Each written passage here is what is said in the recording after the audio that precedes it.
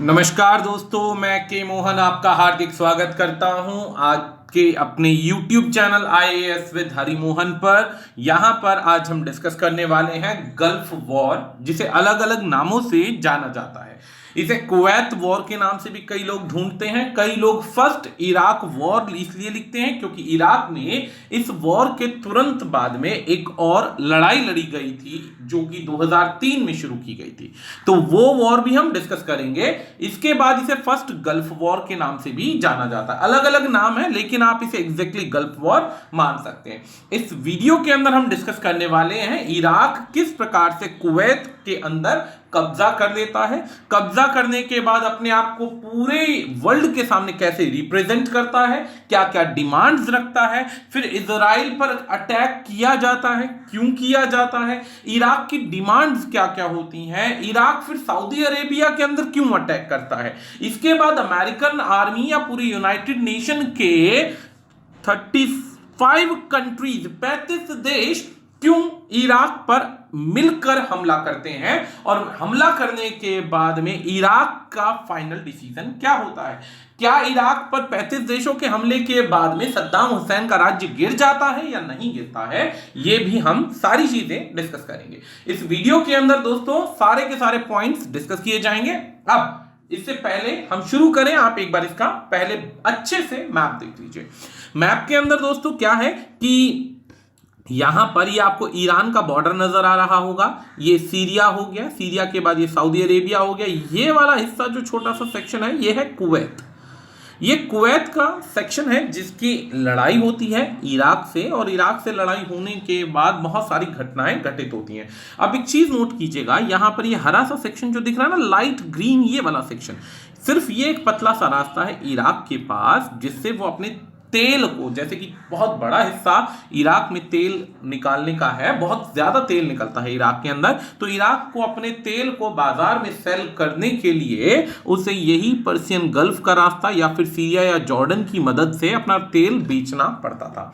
अब ईरान के अंदर उसने लड़ाई लड़ी और लड़ाई लड़ने के दौरान सोचा कि भाई वो ईरान के इस वाले सेक्शन पर कब्जा कर लेगा तो इसका रास्ता चौड़ा हो जाएगा, बड़ा हो जाएगा और वो ऑटोमेटिकली रास्ते को यूज करेगा। लेकिन ईरान और इराक का जो वॉर चला 1980 से 88 तक के बीच में, जिसके लिए हम एक वीडियो ऑलरेडी बना चुके हैं, तो उसमें दोनों के बीच में लगभग 8 साल तक लड़ाई चलती है। कोई नहीं जीतता, कोई भी नहीं जीतता, दोनों तरफ भारी भरकम नुकसान होता है, दोनों पर सैंक्शंस लगाए जाते हैं, पर उसके बाद में युद्ध आराम से शांत हो जाता है। उसके बाद भी सद्दाम हुसैन के मोटिव एक भी पूरा नहीं होता। तो सद्दाम हुसैन का मोटिव पूरा करने के लिए अब उसकी दूसरी नजर होती है कुवैत की तरफ। कुवैत पर लड़ाई लड़ने का कोई एक रीजन नहीं था दोस्तों, कुवैत पर लड़ाई लड़ने के बहुत सारे रीजन थे और कुवैत को बचाने के लिए पूरा वर्ल्ड, स्पेशली अमेरिका टूट कर गिरता है इराक पर, उसके भी बहुत सारे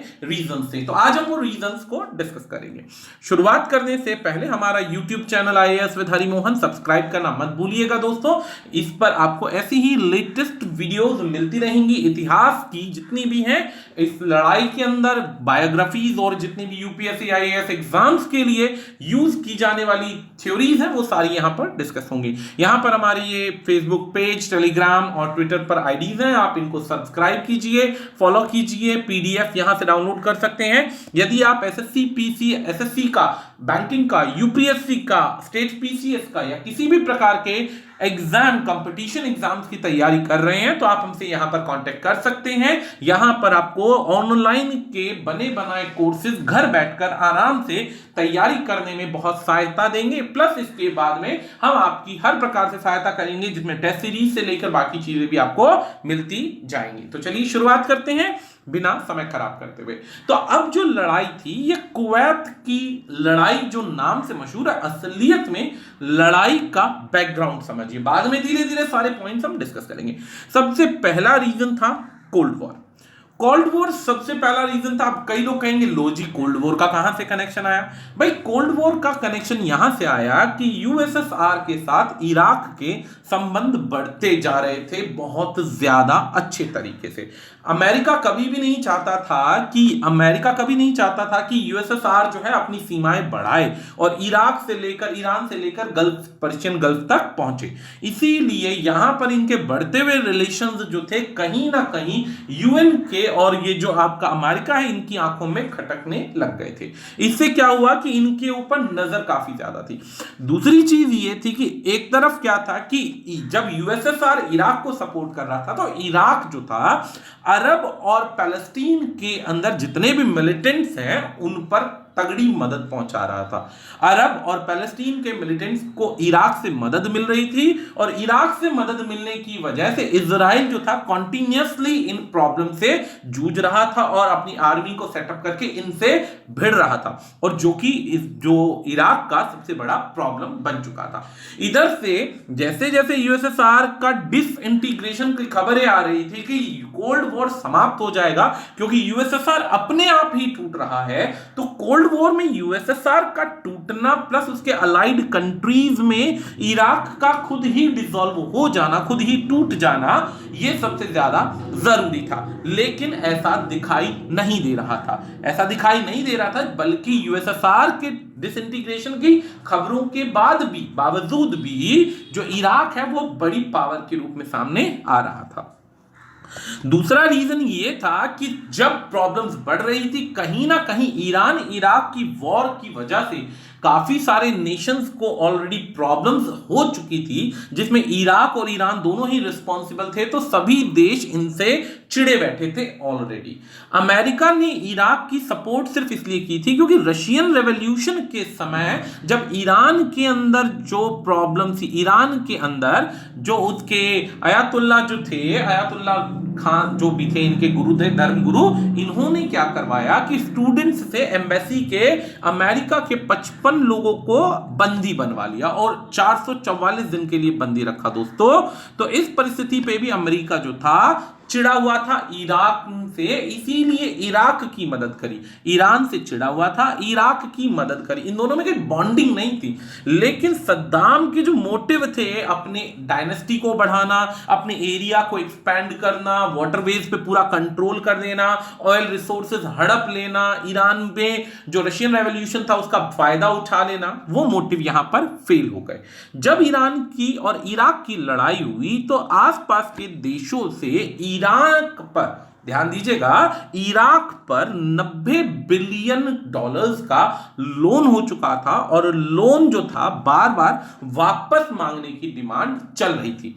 अब लोन चुकाने के तरीकों में सबसे पहला तरीका था तेल बेचने का। अब तेल बेचने के लिए या तो जॉर्डन पर डिपेंड होना पड़ेगा, सीरिया की तरफ वो घुस नहीं सकता था, तो बचता है एक ही रास्ता, स्ट्रेट ऑफ हार्मोज का। ये स्ट्रेट ऑफ हार्मोज किसके कंट्रोल में था दोस्तों? स्ट्रेट ऑफ हार्मोज था ईरान के कंट्रोल में। अब जब ईरान से ऑलरेडी प्रॉब्लम हो गई है तो ईरान इनके तेल के रास्तों को बेचने नहीं देगा। इसी वजह से इराक जो था अपने तेल को भेजने के लिए कुवैत की मदद लेता था और कुवैत की मदद लेके अपने तेल के काउंटर्स को, बैरल्स को बाहर भेजता था। अब ऑयल एक्सपोर्ट में प्रॉब्लम्स बहुत ज्यादा आ रही थी, कर्जा बहुत ज्यादा बढ़ चुका था और ऊपर से इकोनॉमिक रिसेशन बहुत ज्यादा आ चुका था, काफी सारे फेमाइन आ चुके थे, भुखमरी की वजह से वहां की जनता त्राही त्राही पुकार रही थी। दूसरा जो इराक के अंदर इंटरनल जो डिस्प्यूट थे वो भी बढ़ते जा रहे थे। कहीं ना कहीं इराक की यानी सद्दाम की पावर वीक होती जा रही थी। अब प्रॉब्लम बढ़ने लगी। प्रॉब्लम बढ़ी डायरेक्ट इराक की कुवैत से। अब इराक की कुवैत से लड़ाई बढ़ने के, देखो पहले ही वो ऑलरेडी काफी टेंशन में था, चलो जी टेंशन बहुत ज्यादा थी। इराक का प्रॉब्लम क्या था? कुवैत के साथ। इराक है, यहां पे ये बाय मिस्टेक ईरान लिख दिया है दोस्तों, ये इराक है। इराक का कुवैत के साथ क्या डिस्प्यूट था कि भाई झगड़ा हुआ तो जब ईरान इराक की वॉर हुई थी तो 14 बिलियन डॉलर्स का लोन दिया गया था कुवैत के द्वारा इराक को। अब लड़ाई समाप्त होने के बाद कंटिन्यूअस प्रेशर बनाया जा रहा था इराक पर कि हमारे पैसे को वापस किया जाए। इराक की इकोनॉमी ऑलरेडी डाउन थी, पैसा था नहीं, तो इस वजह से विदेशों में बहुत ज्यादा इराक की बेइज्जती हो रही थी। दूसरी चीज, इराक की शुरू से नजर रहती थी कुवैत के ऑयल रिसोर्सेज पर, रिजर्व पर, और इराक इसके रिसोर्सेज को हड़पना चाहता था। जियोपॉलिटिक्स की बात करें तो बीच में एक शोर यह भी मचाया गया कि ऑटोमन राज्य के दौरान जो कुवैत राज्य है या कुवैत देश है, ये इसी का ही एक प्रोविंस है, इराक का ही एक प्रोविंस है, इसीलिए अब मैं इसको हड़प कर अपना एक राज्य बना लूंगा, इसको अपना एक प्रोविंस बना लूंगा। इस बात पे भी जियोपॉलिटिक्स के आधार पर भी सद्दाम ने ऑटोमन का हवाला देते हुए इसको इराक का हिस्सा बताया कुवैत को, और इसे अपने कंट्रोल में लेने के लिए डिसीजन ले लिया, जिससे कुवैत काफी ज्यादा प्रॉब्लम्स में पड़ गया।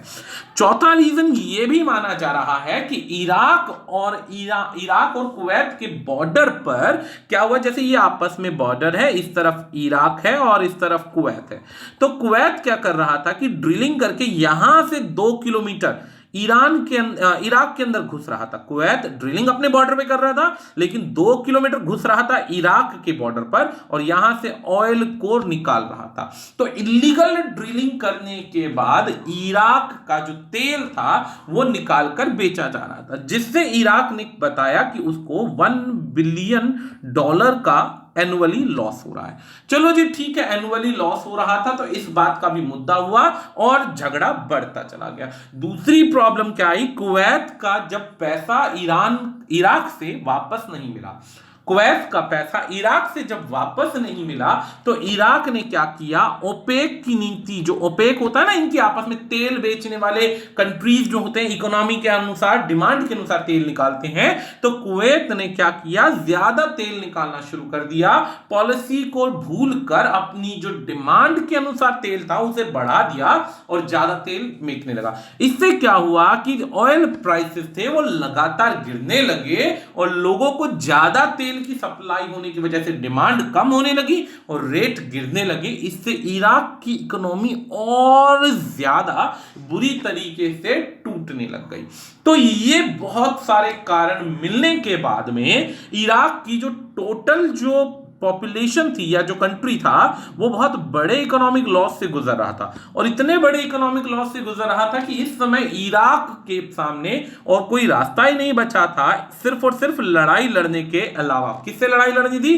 कुवैत से लड़ाई लड़नी थी। अब कुवैत से लड़ाई लड़ने के अलावा कोई रास्ता नहीं बचा था, तो कोल्ड वॉर में पहले ही वो अमेरिका को अपने खिलाफ कर चुका था, लोन्स बढ़ रहे थे, तेल के रास्ते मिल नहीं रहे थे, तो धीरे धीरे कुवैत से ही डिस्प्यूट शुरू हुआ। 1988 में झगड़ा खत्म हुआ था ईरान इराक का, और कुवैत से 1990 में लड़ाई शुरू हो गई। इस बीच में काफी सारी मीटिंग्स बिठाई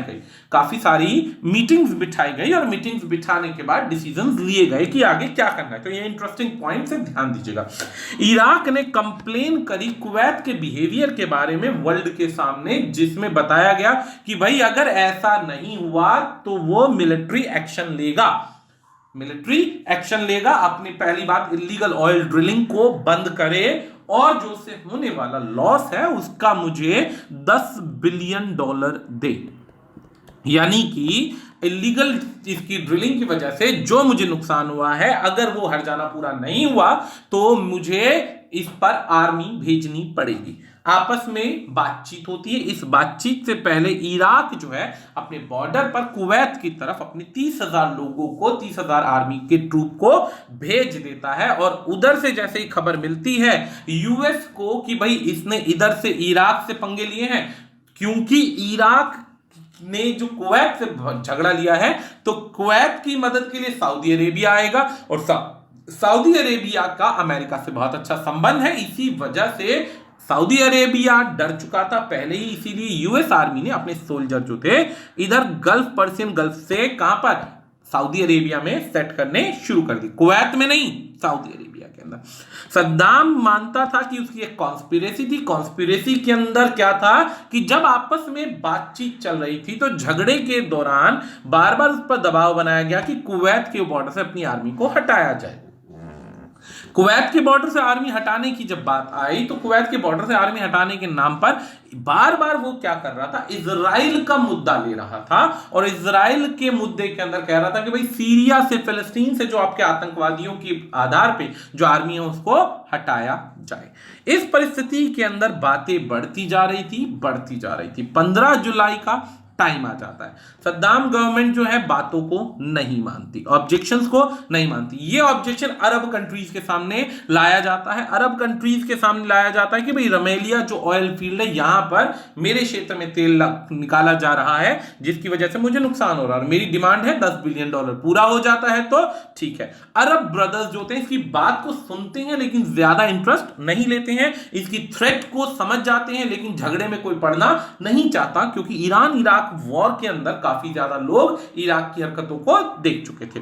पॉलिसीज बढ़ती हैं और उनसे इंस्पायर होता है अमेरिका की भाई यहां पे तो काम खराब हो रहा है और उसे सिक्योरिटी प्रोवाइड करनी पड़ेगी।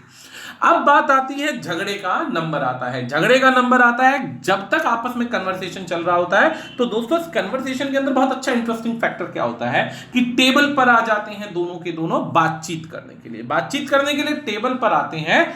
10 बिलियन की डिमांड होती है और 10 बिलियन की डिमांड जो थी वो पूरी नहीं होती तो अमेरिका जो कुवैत है उस पर उसकी आर्मी चढ़ाई कर देती है। अब मैं अगर बात करें इसकी कुवैत की आर्मी की तो दोस्तों वर्ल्ड में चौथे नंबर पर आती थी कुवैत, जो इराक की आर्मी है चौथे नंबर पर आती थी, जिसके अंदर इसके पास लगभग 10,000 तो सोल्जर्स होते थे, 6500 पैरामिलिट्री फोर्सेस, 4500 टैंक्स, लगभग 500 के आसपास एयरक्राफ्ट और 230 हेलीकॉप्टर्स। इतना बड़ा सेक्शन था, जजीरा था एक तरीके से लड़ने का इसके पास। इतना जबरदस्त एक्शन था कि अगर कुवैत से शुरू हुआ लड़ाई तो कुवैत की आर्मी तो टोटल हजारों में थी, 15-20 हजार की आर्मी थी और उधर 10 लाख सैनिक थे, तो उनसे लड़ पाना कुवैत के किसी भी परिस्थिति में नहीं था। कुवैत के ऊपर जैसे ही आर्मी चढ़नी शुरू हुई बार्गेन एक तरफ से शुरू हो गया। अब इधर से क्या हुआ कि इधर से $10 बिलियन की डिमांड रखी गई और कुवैत सिटी पर इन्वेजन, इधर से घुसपैठ शुरू हो गया। अब 2 अगस्त की बात है, 2 अगस्त 1990 को बॉम्बिंग स्टार्ट हो जाती है, धीरे धीरे ये घुसना शुरू हो जाते हैं कुवैत आर्मी की तरफ। अब कुवैत के अंदर घुसना इनके लिए कोई बड़ी बात नहीं होती, मात्र 3 दिन के अंदर 2 दिन के अंदर ये पूरा का पूरा अंदर तक पहुंच जाते हैं, कुवैत की सिटी तक पहुंच जाते हैं। अब कुवैत की सिटी तक पहुंच जाते हैं, इस बीच के अंदर एक तरफ कुवैत सिटी पे पहुंच गए, इधर से पूरे कुवैत पर इन्होंने क्या किया, कब्जा कर दिया। कब्जा करने के बाद अपने भाई को यहां पर अल हसन अल माजिद को यहां पर गवर्नर घोषित कर दिया। कितने अगस्त को? 8 अगस्त को। और पूरा का पूरा सिस्टम यहां पे हथिया लिया। इस बीच में यहां के लोगों ने क्या किया, कुवैत की जो मिलिट्री थी दोस्तों, कुवैत की मिलिट्री ने यहां के बैंक को लूटा और बैंक को लूट कर वहां के सारी नगद यानी करेंसी चोरी कर ली। हालांकि वो सारी की सारी पहले ही फ्लॉप बोल दिया गया था कि वो करेंसी कामयाब नहीं है, फेल है। अब इस परिस्थिति में जब यहां पे नया अली हसन माजिद है इसको गवर्नर बना दिया, पूरा का पूरा मिलिट्री फोर्स हो गया। आपस में जो $1 बिलियन था वो ना मिलने की वजह से लॉसेस बढ़ गया और इधर से कुवैत से यहां के प्रिंस को, फैमिली को, सभी लीडर्स को और रिच पर्सन जितने भी थे इन सबको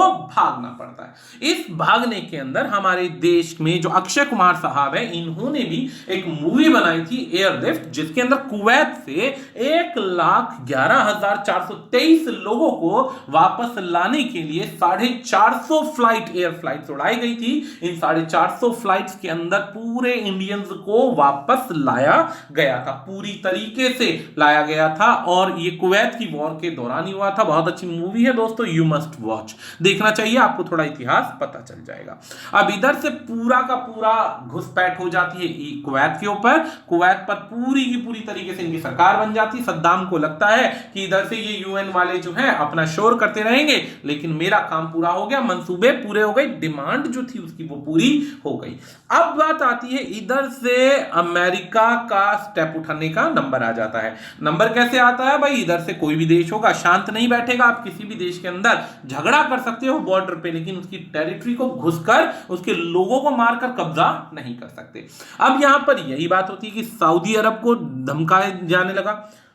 सऊदी अरेबिया को धमकी आने लगी, डर लगने लगा, इधर से धमकी आने लगी, अमेरिका ने पीछे से अपने लोग यहां पर लगा दिए। इस बीच में जैसे ही प्रॉब्लम्स बढ़ी, सबसे पहला काम यूएन नेशन के सामने अमेरिका इस प्रॉब्लम को लेकर गया कि आप किसी छोटे कंट्री पर या किसी भी कंट्री पर ऐसे कब्जा नहीं कर सकते, ये इल्लीगल है। इल्लीगल है तो आप सबको इसके खिलाफ कोई ना कोई सख्त कदम उठाने चाहिए। इस सख्त कदम उठाने के लिए अमेरिका ने यूएन के सामने 35 देश सामने खड़े कर दिए। ये सारे के सारे 35 देश ऑब्वियसली इंग्लिश बेल्ट के उन्हीं की तरह के सारे अलाइड फोर्सेस थे। तो 35 देश इकट्ठे हुए और इकट्ठे होने के बाद यूएस के बैनर के साथ आकर खड़े हो गए और इन्होंने जाकर सिक्योरिटी काउंसिल के दरवाजे खटखटाए। सिक्योरिटी काउंसिल ने तुरंत जल्दी से बिना देर किए ही इस डिसीजन पर 2 दिन के अंदर अंदर विद इन 2 डेज में डिसीजन ले लिया कि भाई ये गलत है। और डिसीजन लेने के बाद एक डेट मैंडेटरी कर दी कि अगर 15 जनवरी 1991 तक 15 जनवरी 1991 यानी 1991 तक अगर इराक अपनी आर्मी पूरे कुवैत से नहीं हटाता है तो ये अलाइड फोर्सेस या यूनाइटेड नेशन के जितने भी कंट्रीज इस समय मेरे सामने हैं, 35 देश हैं, ये सारे के सारे मिलकर अटैक करेंगे और अटैक करने के बाद कुवैत को आजाद कराएंगे। ये कॉलिजन गवर्नमेंट ने क्लियर वर्डिंग में बोल दिया कि 15 तारीख तुम्हारी, 16वीं हमारी, ये क्लियर बोला गया था। और इसमें इराक के पास कुछ ही समय बचा हुआ था। इराक इस बीच में अरब कंट्रीज को इकट्ठा करने की तलाश में था कि भाई अरब कंट्रीज किसी भी तरीके से इकट्ठे हो जाएं और इराक को पावर मिल जाए। अगर इस वायदा का या इसका एक बेनिफिट ये भी होगा कि अगर अरब कंट्री इराक की मदद कर देते तो वर्ल्ड वॉर की परिस्थिति आ जाती और यूएन नेशंस पे पीछे अपने आप हट जाते, लेकिन ऐसा हुआ नहीं। इराक की मंसूबे सभी देश जानते थे। इन 35 देशों में ज्यादातर जो देश थे वो कौन कौन से थे? Argentina, Australia, Bahrain, Bangladesh, Belgium, Canada, Denmark, Egypt, Greece, Italy, Kuwait, Morocco, New Zealand और भी बहुत सारे देश थे। इन सब ने मिलकर क्या किया? सपोर्ट किया। सपोर्ट करने के बाद ये सारे जो ब्लू कलर की फील है, इन सब ने सपोर्ट किया कि भाई इराक पर अटैक करना ही करना है। उस परिस्थिति में भारत जो था स्टैंड स्टिल था, क्योंकि भारत वॉर से हमेशा दूर रहा। तो इन्होंने क्या किया कि पूरी ताकत लगाकर यूएन में इराक के खिलाफ फील्डिंग बिठा दी। अब यूएन में इराक के खिलाफ काम हो गया जी, चलो सारे के सारे देश इकट्ठे हो गए। सोवियत यूनियन में जो अपना यूएसएसआर था वो चाहता नहीं था इसमें आना, लेकिन फिर भी उसे मजबूरी में सुनना पड़ा।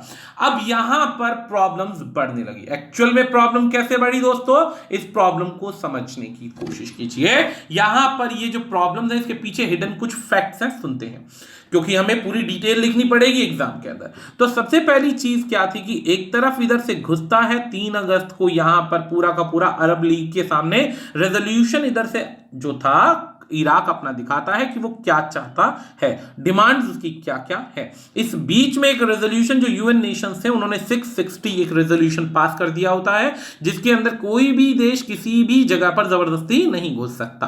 कंडमनेशन था, रुकावट थी, इसमें इराक को अपने ट्रूप्स को विड्रॉ करना था। 12 अगस्त 1990 यानी कि 15 तारीख तक की बात थी और 12 अगस्त 1990 को सद्दाम जो था अलग अलग देशों के सामने जाता है और इजराइल वाला मुद्दा उठाता है कि भाई मैं यहां से अपनी आर्मी हटा लूंगा। पहला काम यह करना है कि फिलिस्तीन और सीरिया के अंदर जो ऑलरेडी इजराइल की आर्मी है उसको वहां से हटाया जाए। दूसरा काम क्या करना था कि यूनाइटेड स्टेट्स की जो आर्मी सऊदी अरेबिया के अंदर है उसको भी हटाया जाए पूरी तरीके से, तब जाकर मैं यहां से अपनी आर्मी हटाऊंगा, नहीं तो नहीं हटाऊंगा। इस परिस्थिति में क्या हुआ दोस्तों कि ये तो सेंसलेस बात थी। एक तरफ इन्होंने कुवैत पर कब्जा कर रखा था और दूसरी तरफ वो आतंकवाद से अपने आप को छुड़ाने की कोशिश कर रहे थे, तो इन दोनों का तो सर पैर नहीं था। लेकिन इराक जो था अपनी बातों पर अडिग रहा। अब समय फिर बढ़ा, झगड़े बढ़ने के आसार बढ़ते गए। तो इधर क्या हुआ कि अलग अलग लोगों के साथ में जो सद्दाम हुसैन था उसने स्टेट पर जो अमेरिकन थे इराक के अंदर उन सबको होस्टेज बना लिया और होस्टेज बनाकर उन सबके साथ फोटोज क्लिक करके लोड करने लगा टीवी पर, नेशनल और इंटरनेशनल टीवी पर दिखाने लगा कि यदि इंडिया या इराक के साथ कोई भी बदतमीजी होती है तो किसी को भी नहीं बख्शा जाएगा। इस बीच में इराक के सामने जॉर्ज बुश जो थे, जो सीनियर थे, वो नहीं मानते हैं और इसका कोई फर्क नहीं पड़ता। 29 नवंबर की बात आती है, रेजोल्यूशन 678 पास हो जाता है। 15 जनवरी की डेडलाइन दे दी जाती है कि 15 जनवरी तक कुवैत को खाली करना पड़ेगा। इस 15 जनवरी को इन्होंने सीरियसली नहीं लिया, इराक ने सीरियसली नहीं लिया, क्योंकि उसे लग रहा था कि अरब कंट्रीज उसकी पूरी तरीके से सहायता में हर हालत में आगे आएंगे। लेकिन ऐसा नहीं हो पाता है। 15 जनवरी की डेट खत्म होती है, 2 अगस्त को उसने घुसपैठ करी थी। अब 16 जनवरी आने तक, जब 16 जनवरी का समय आता है तो जैसे कि आप यहां देख सकते हैं 35 कंट्रीज की जो टीम है, आर्मी, बॉर्डर की नेवी के बाद जल थल वायु सारी सेना इकट्ठी होनी शुरू हो जाती। इकट्ठी होती कहां पर है? सऊदी अरब के अंदर। सऊदी अरेबिया में इकट्ठे होते हैं, अपने सारे टैंक्स उतरते हैं जहाजों के थ्रू, आर्मी एयरफोर्स के थ्रू, हेलीकॉप्टर्स के थ्रू, और जल थल वायु पूरी सेना इकट्ठी हो जाती है और इकट्ठी हो करके 16 जनवरी का इंतजार किया जाता है। 16 जनवरी का इंतजार किया जाता है जिसके अंदर भारी मात्रा के अंदर असला बारूद इकट्ठा किया जाता है, जिसमें कहा जाता है कि सभी कंट्रीज ने जो मदद प्रोवाइड करी थी उसके अंदर लगभग 6 लाख लोग या 6 लाख सोल्जर्स जो थे अपने क्षेत्र के अंदर इकट्ठे हो जाते हैं। इकट्ठे होने के बाद इंतजार करते हैं, इंतजार किया जाता है कि भाई अभी तक अगर कोई डिसीजन आए तो ठीक, नहीं तो अब फाइटिंग शुरू हो जाती है। 16 जनवरी तक का इंतजार, यूनाइटेड नेशंस का ऑर्डर, और ऑर्डर के तुरंत बाद धुआंधार ऑपरेशन डेजर्ट स्टॉर्म शुरू हो जाता है। 17 जनवरी को आदेश आता है कि भाई अब ये पीछे नहीं हटने वाले हैं, अब तुम आगे बढ़ना शुरू करो। अमेरिका ने सबसे बड़ी पॉलिसी अपनाई, हालांकि इसके अंदर जो आर्मी इतनी बड़ी आई थी, इसके अंदर 65% जो आर्मी थी वो सारी की सारी अमेरिका की थी। अमेरिका चाहता था बुरी तरीके से इन्फिल्ट्रेट करना, इस सेक्शन को खाली करवाना। 17 जनवरी का नंबर आता है, 17 जनवरी को बॉम्बिंग शुरू हो जाती है, दिन रात बम गिराए जाते हैं दोस्तों, और कहा जाता है 88,500 टन के बम गिराए जाते हैं। और मैक्सिमम जो पूरी की पूरी फौज जो होती है इराक की, वो सारी या तो भाग जाती है, मर जाते हैं, डर जाते हैं, बुरी तरीके से खाली होना शुरू हो जाता है। लेकिन ये जो बॉम्बिंग होती है, ये बॉम्बिंग होती है उस सेक्शन में जहां पर आर्मी सबसे ज्यादा होती है। अब बॉम्बिंग इधर चल रही होती है, 4 दिन के अंदर पूरा सेक्शन ये पीछे की तरफ, 4-5 दिन के अंदर, शुरुआती दिनों के अंदर ही पीछे कर देते हैं सारी की सारी इराक की आर्मी को। इराक की आर्मी घबराकर पीछे खींचना शुरू हो जाती है। जब इराक की आर्मी पीछे खींचती है तो इराक की आर्मी के अंदर ये बताया जाता है, देखिए ध्यान दीजिए, जो इराकी एंटी क्राफ्ट डिफेंस था, पहले क्या करते हैं, ये जमीन पर जहां जहां फौज होती है वहां अटैक करते हैं। अटैक करने के बाद सारे के सारे जो इनके रेडियो स्टेशन से कंट्रोलिंग सिस्टम था, जहां से कमांड दी जाती थी, वहां पर उन सबको उड़ाया जाता है। उड़ाने के बाद इराक के पास बुरी तरीके से इनके जो टैंक्स थे उनको उड़ा दिया जाता है। कहा जाता है कि एक बार टैंक सामने सामने आते हैं और इराक के 3750 टैंक्स होते हैं सामने, कितने, 3750, और अमेरिकन आर्मी के साथ टकराते हैं। तो लड़ाई जब खत्म होती है तो सिर्फ 50 टैंक्स पेंडिंग रह जाते हैं, सारे टैंक उड़ा दिए जाते हैं। इस लड़ाई के ही दौरान इराक क्या करता है, इजराइल को बीच में लाना चाहता है कि इजराइल और सऊदी अरेबिया लड़ाई में बीच में आए, ताकि अरब कंट्रीज इराक की सपोर्ट के लिए आए। तो इस बीच में वो क्या करता है, अपनी फोर्सेस को इराक पर बम गिराने का ऑर्डर दे देता है। खूब सारे बम गिराए जाते हैं और इस परिस्थिति में क्या होता है कि वर्ल्ड वॉर शुरू होने की कगार हो जाती है।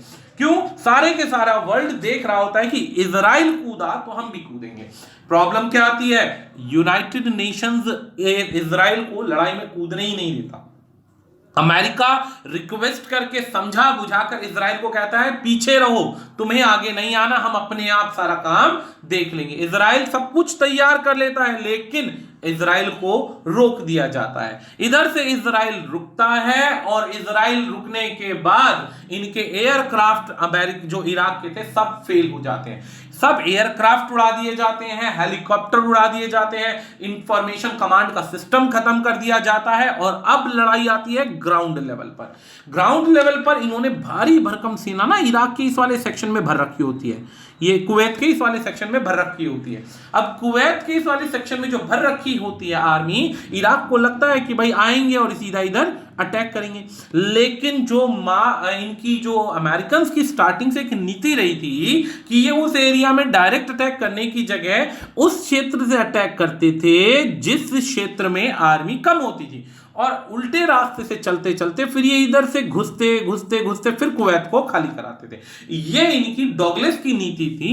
इनके पास इनका एक बहुत अच्छा सोल्जर था, कमांडर था डॉगलेस, जिसकी ये नीति बहुत जबरदस्त थी। ऐसा ही हुआ, इन्होंने अटैक किया इस रास्ते से और इस रास्ते से अटैक करते करते कुवैत के अंदर से पूरी की पूरी आर्मी को मात्र 4 दिन के अंदर अंदर 4 डेज के अंदर दोस्तों 24 तारीख तक, ध्यान दीजिए 24 तारीख को लॉन्च होता है और 24 तारीख मॉर्निंग को लॉन्च होकर के 27 फरवरी तक ये सब समाप्त हो जाते हैं और पूरा कुवैत कंट्रोल में आ जाता है। पूरी कुवैत कंट्रोल में आ जाता है। इंफॉर्मेशन दे दी जाती है कि भाई एरिया खाली हो गया, यहां से इराक की फौज जो है पीछे भागना शुरू हो जाती है। कॉलिजन गवर्नमेंट जो कॉलिजन की जो फोर्सेस थी बढ़ती जाती हैं और पीछे से इराक की फोर्सेस भागना शुरू हो जाती हैं। यानी कि यहां से परिस्थितियां डाउन हो जाती हैं, टैंक्स खत्म हो जाते हैं, लड़ाई के अंदर बहुत सारे लाखों सोल्जर्स जो होते हैं वो डाउन हो जाते हैं, इंजर हो जाते हैं। सद्दाम हुसैन लड़ाई की परिस्थितियों को देखकर बहुत ठंडा पड़ जाता है कि बस अब लड़ाई पॉसिबल नहीं है।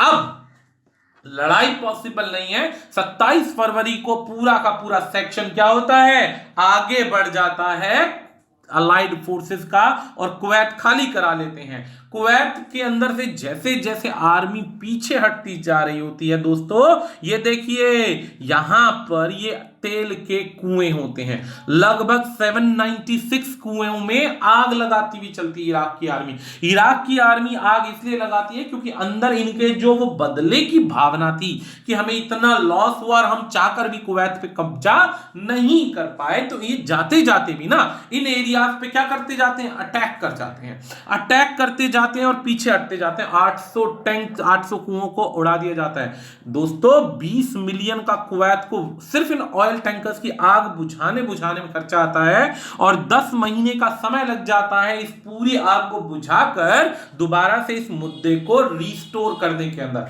रिस्टोर करने में दोबारा से टाइम लग जाता है और इधर से सीज फायर का आदेश आ जाता है गल्फ वॉर के अंदर और सद्दाम हुसैन आदेश दे देता है कि भाई अब लड़ाई शांत करनी है, अब आगे लड़ाई नहीं लड़नी है। लड़ाई नहीं लड़नी है, सद्दाम हुसैन एक्सेप्ट कर लेता अपनी हार को, क्योंकि मास डिस्ट्रक्शन हो चुका होता है जिसके अंदर न्यूक्लियर बायोलॉजिकल सब कुछ काम करने के बाद में लगभग 8000 से 10000 कागजी कार्यवाही के अंदर इनके सोल्जर मारे जाते हैं। लेकिन कहा जाता है बहुत ज्यादा मारे गए थे, जबकि ऑन रोड जो लड़ाई हुई उस लड़ाई में मात्र 300 फौजी मारे जाते हैं।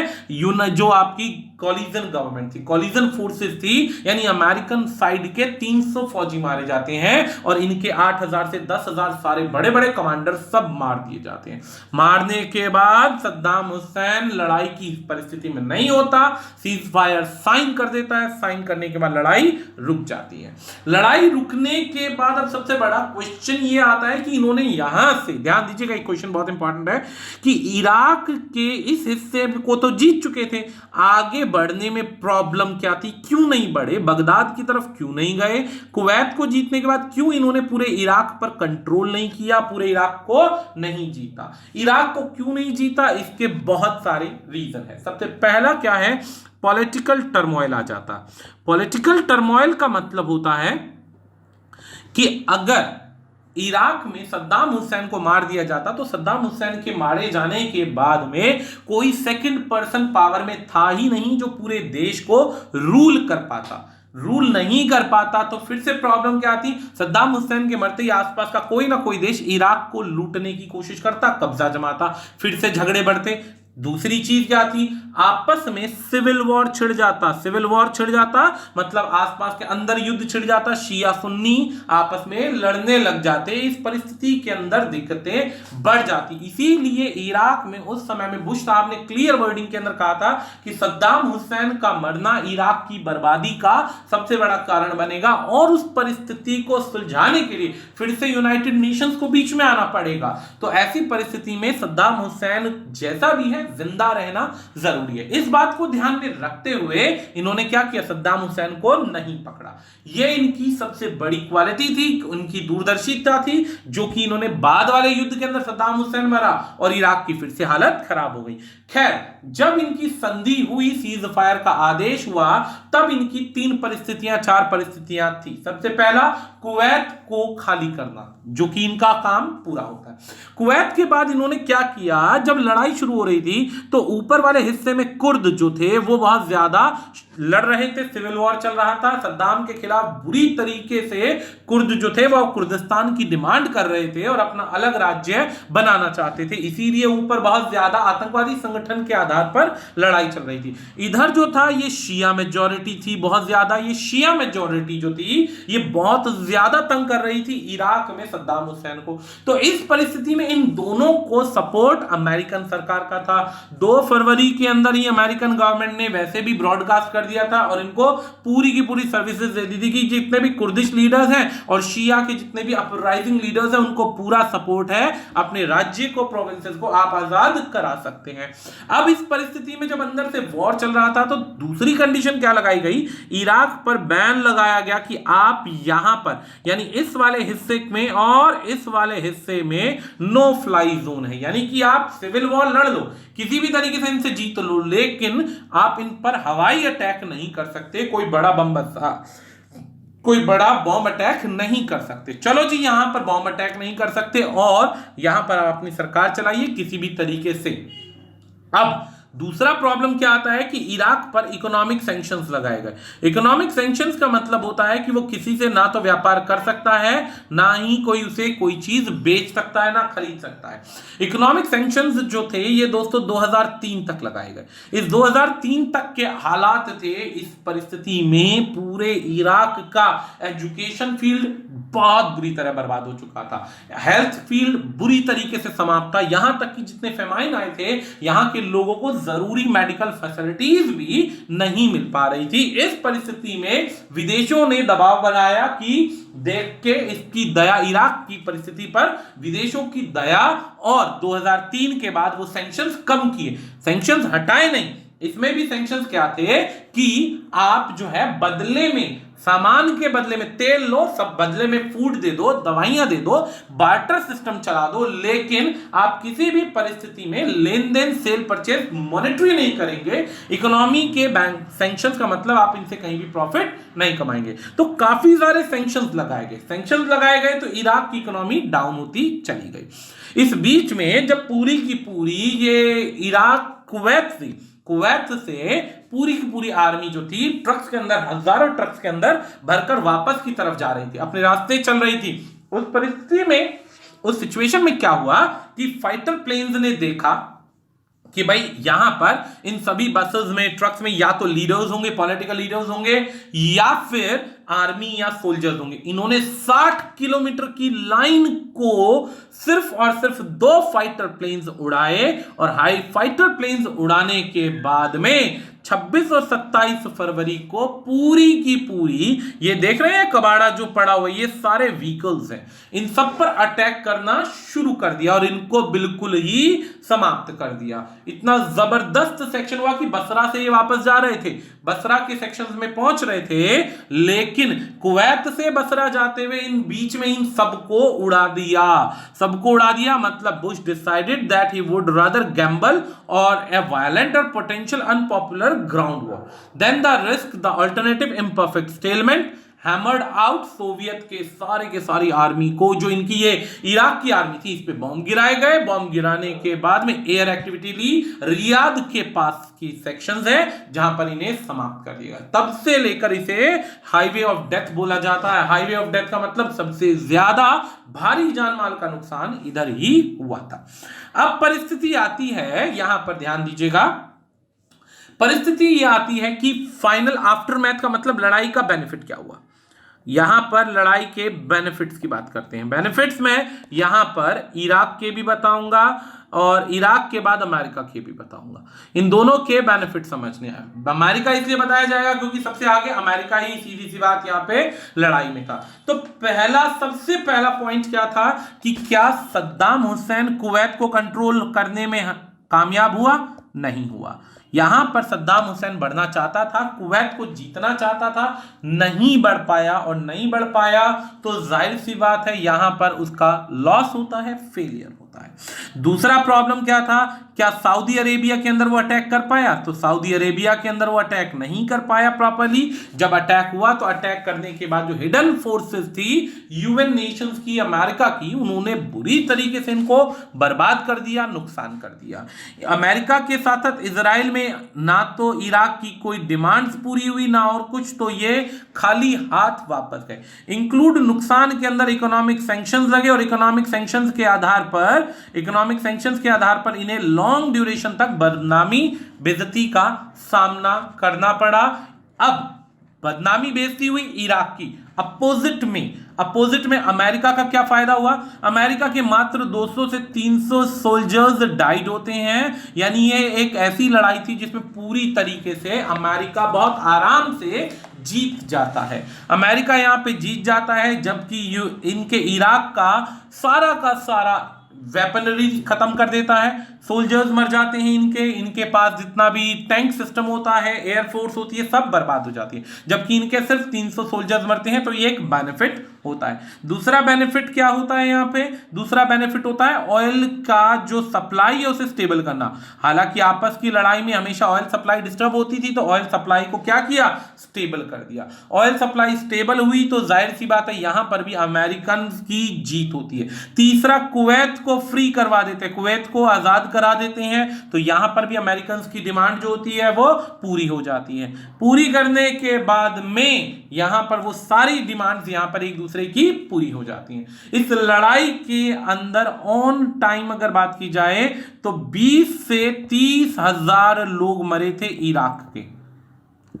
इराक के 30,000 लोग मरे थे, इराक के 3500 सिविलियंस मरे थे, और 3500 सिविलियंस के बाद कुवैत में 15,000 प्लस सिविलियंस प्लस सोल्जर्स मारे गए थे। तो यहां पर यह कॉम्बिनेशन आया total after the war. After the war ऐसे प्रॉब्लम्स क्रिएट हुई कि सद्दाम हुसैन बुरी तरीके से टूट गया। हालांकि यह माना जाता है कि थोड़ी सी अगर आगे बढ़ते तो सद्दाम हुसैन का तख्ता पलट हो सकता था, लेकिन इनका जो प्राइमरी गोल था वो सद्दाम हुसैन का तख्ता पलट नहीं करना था। प्राइमरी गोल था सद्दाम हुसैन की जो आर्मी थी उसे कुवैत से वापस भेजना था। तो इस प्रकार से अमेरिका और जो कॉलिजन फोर्सेस थी वो जीत जाती हैं पूरी तरीके से, और यहां पर कुवैत से वापस जाना पड़ता है हार का मुंह देखकर, और उसके बाद एक लॉन्ग टाइम पीरियड तक बदनामी देखते हुए। तो आज का वीडियो यहीं पे समाप्त होता है। अगली वीडियो जो इसकी फाइनल बैटल है वो हम जल्द ही लेकर आएंगे। तब तक के लिए धन्यवाद, शुक्रिया, स्वस्थ रहिए, सेफ रहिए।